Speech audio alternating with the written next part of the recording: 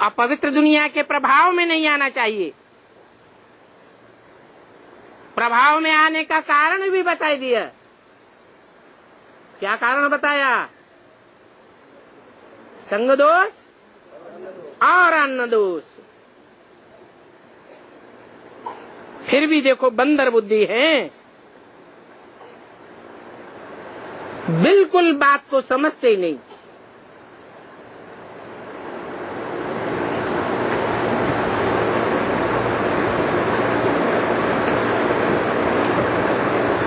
नहीं तो बाप कहते हैं अपने हाथ का बना हुआ भोजन कितनी पावर देता है।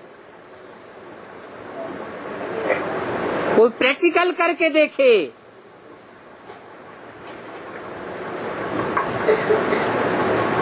परंतु हिम्मत नहीं करते हैं। अपना हाथ जगन्नाथ कहा जाता है। अब ऐसे नहीं कि दो हाथ हैं तो स्थूल हाथ की बात है।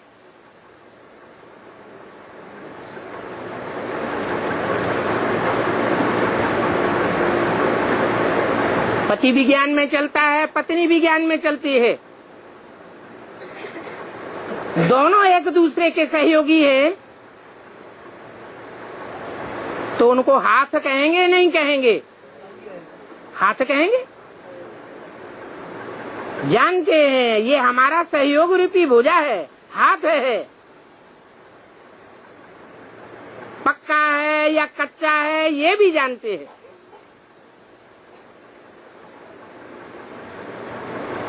तो पक्का है तो खाने में कोई हर्जाई नहीं। अगर देखते हैं कि कच्चा है तो असर पड़ेगा या नहीं पड़ेगा? असर पड़ जाएगा। इसलिए एक बताते हैं, नष्टो मोहा स्मृति लब्धा। अपनी आत्मा का कल्याण अपने आप करना है।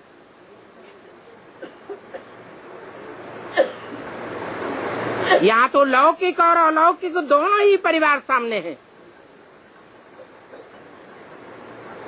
अलौकिक परिवार में भी नियम बनाया हुआ है।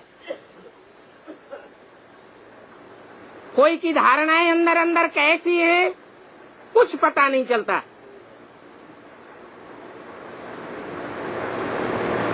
नियम बनाया हुआ है, संगठन का क्लास होता है,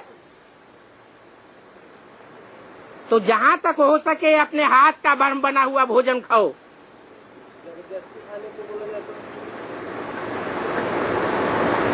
जबरदस्ती तो सर काटा जाता है, कटवाओगे? हैं?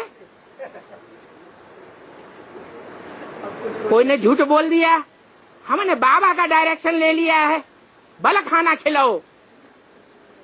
देखा 36 प्रकार के व्यंजन आ गए सामने, लपालप खाया, सारा दिन खाने में ही बुद्धि चली जाती। क्लास हो या न हो, संगठन हो या न हो, ज्ञान का लेन देन हो या न हो, जो संगठन करने वाले हैं सुबह से शाम तक खीर पूरी कचौड़ी बनाने में ही लगे रहते। अब इन ब्राह्मणों को धामा खाने वाला कहा जाए, ये भक्ति मार्ग के कथा करने वाले ज्ञानी ब्राह्मण कहे जाएं।